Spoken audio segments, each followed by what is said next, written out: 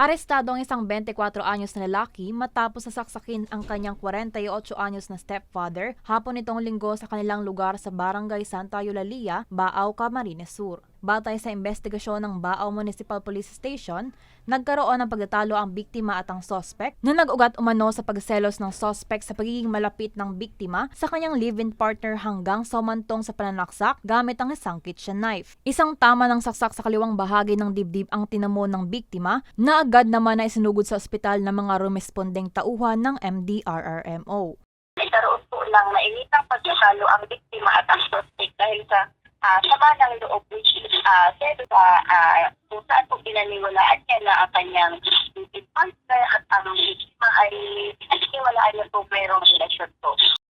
Kasalukuyan pa rin na nagpapagaling sa Bicol Medical Center sa Naga City ang biktima na hindi pa raw nakakapagdesisyon kung magsasampa ng reklamo laban sa kanyang stepson.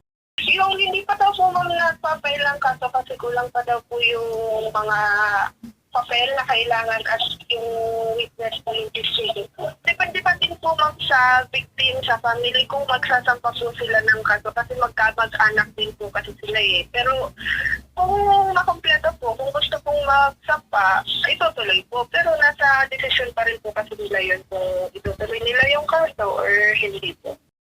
Paalala naman ng pulisya, huwag daanin sa init ng ulo ang hindi pagkakaintindihan para maiwasan ang ganitong mga insidente. Para sa mga balitang Tatak Bicol, El Yanzon.